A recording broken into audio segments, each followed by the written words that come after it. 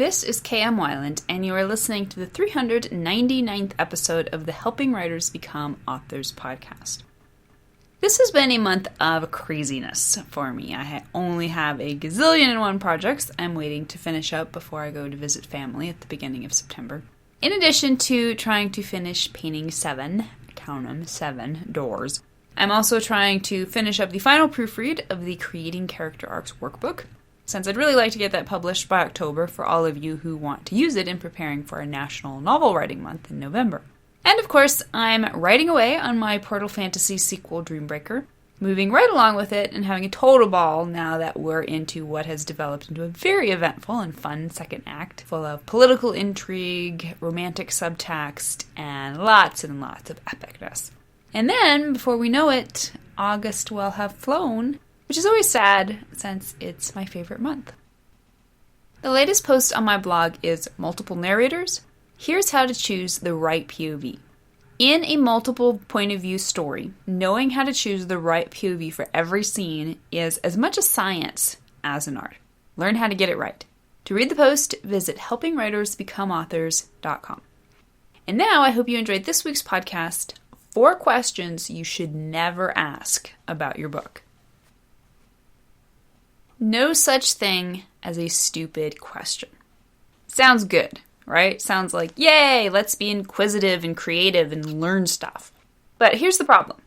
There is such a thing as a stupid question. And the bigger problem is that stupid questions are not just missed opportunities, they are actually counterproductive to curiosity, creativity, and learning. As any writer can tell you, the writing life is full of questions. Why doesn't anybody like my protagonist? How can I ever find the time to write?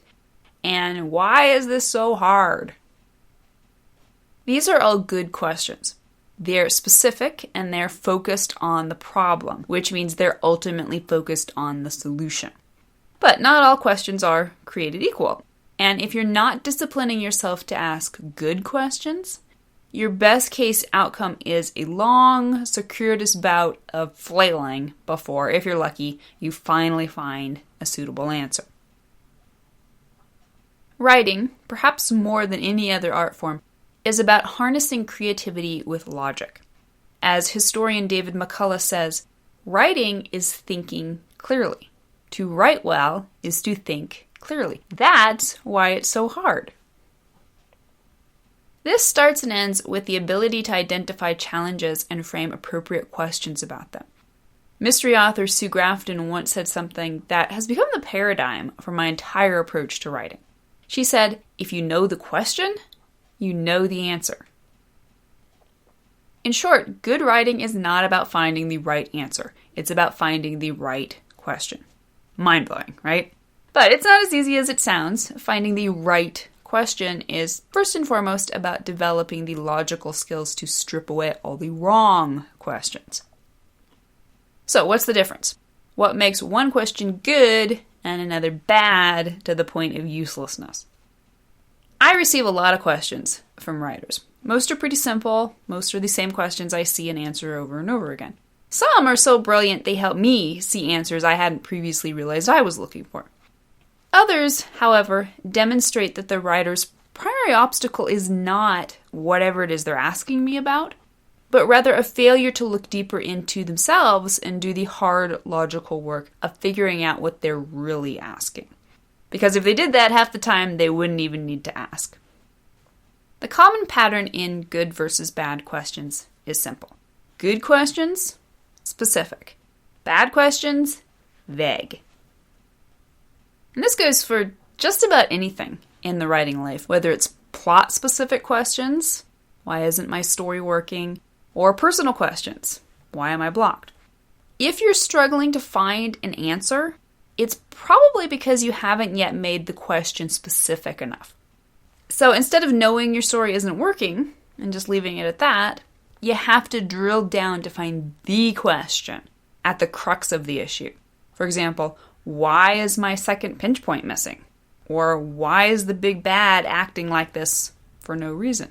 Suddenly, boom, the answer, or at least the road to the answer, is staring you right in the face.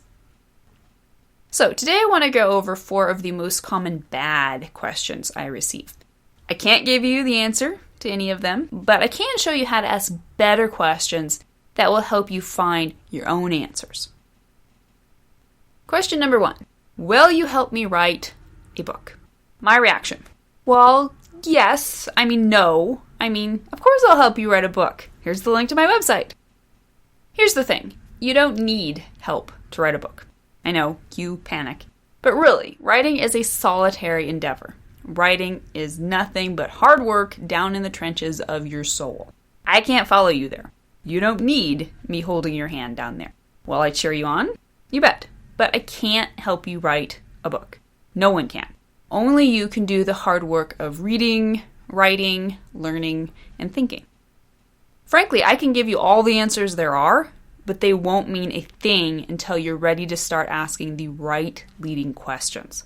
So here are some questions you can ask yourself instead. What is my specific roadblock? Why am I not yet writing a book? What knowledge and or tools do I need to make that first step forward? What is the best entry point for writing that first word? What am I afraid of? What is holding me back? And how did other writers before me learn how to write a book? Now, at this point, after asking yourself all of the above questions, you should have plenty of stuff to work on for the time being before you require feedback from others. Although it can sometimes be worthwhile to ask other authors how they started writing their first book, be real about whether you're just chatting things up as a procrastination technique from that load of work now in front of you. You won't have a legitimate question for other writers until you've dug down so deep into the process you're getting to questions like, which is better for my story, omniscient or third-person POV? Question number 2. How do I write a book? My reaction is, sure, but where to start? You just, start typing. Oh wait, but then there's like story structure and outlining and theme and character building. You can maybe take a workshop or 2, or you know what? Here, link to the website. This question wins the award for most vague. Basically, all this question does is establish you want to write a book, which is totally awesome sauce, but it's not a good entry point to the actual process. Honestly, I'm still learning how to write a book. Basically, you just jump in and start swimming, start typing, start studying, start thinking. So here's some questions you could ask yourself instead. What do I already know about writing a book? What holes does that yet leave, leading me to specific areas in which I know I can start studying? How do my favorite authors put words together in a way that makes magic on the page? How can I mimic that? And here's some questions it's okay to ask other authors. What was your first breakthrough insight as an author? What was the biggest mistake you made in writing your first book? And what resources have you found most helpful in improving your writing? Your goal should not be to get another author to lay out the entire path for you, because they can't do that if only because their path is going to be totally different from yours. But rather to gain insights from the specific steps they took to get that first book written. Question number 3. Where do I start? To which my reaction is, you start at the beginning. Although similar to the previous question, this is the better question since it's ever so slightly less vague. At least it's acknowledging the need for an obvious starting point. However, it still demonstrates the disadvantage authors are at when they fail to dig down for specifics. As already acknowledged, this question has a very obvious answer. But if start at the beginning is not the answer you're looking for, and no one ever is, then you already have a leg up on knowing you need to ask a better question to find the answer you're really needing. For example, am I ready to just start typing this novel? Do I feel I'm lacking some crucial understanding about either writing or storytelling?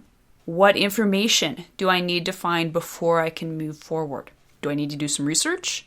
Do I need to understand more about the story itself before I start writing? Should I outline before writing the first draft? And what's the best way to outline a story?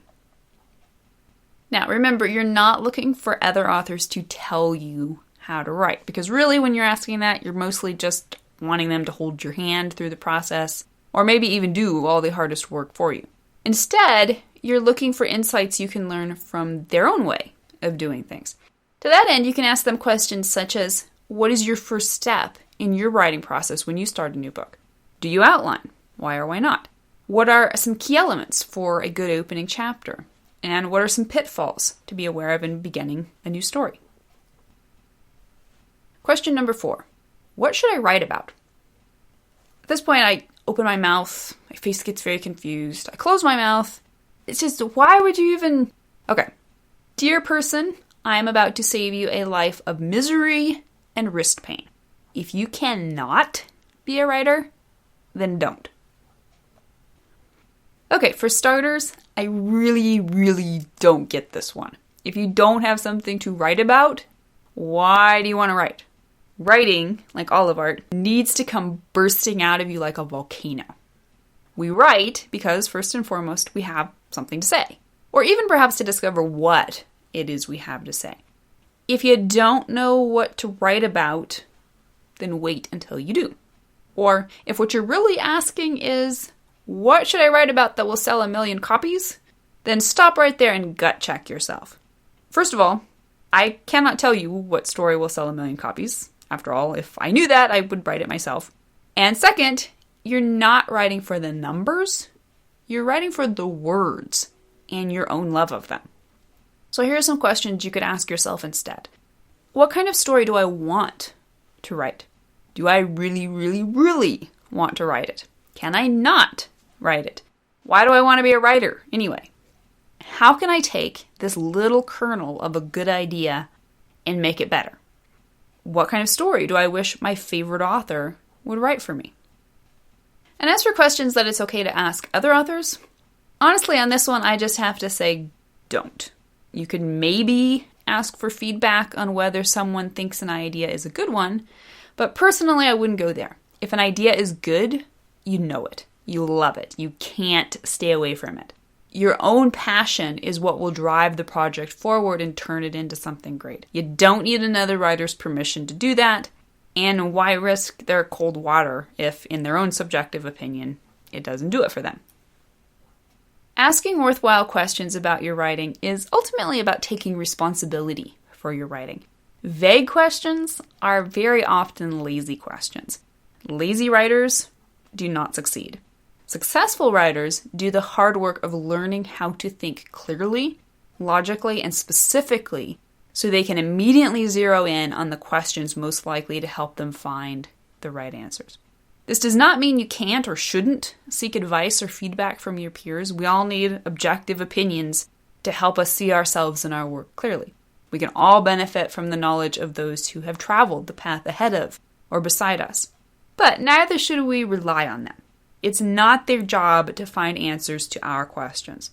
Writing is, after all, a solitary journey. You have to make your own way. And the best way forward is always via informed, purposeful questioning. Thank you for listening to the Wordplay Podcast. To read a transcript of this episode, you can visit my website at helpingwritersbecomeauthors.com. And be sure to check back again next week.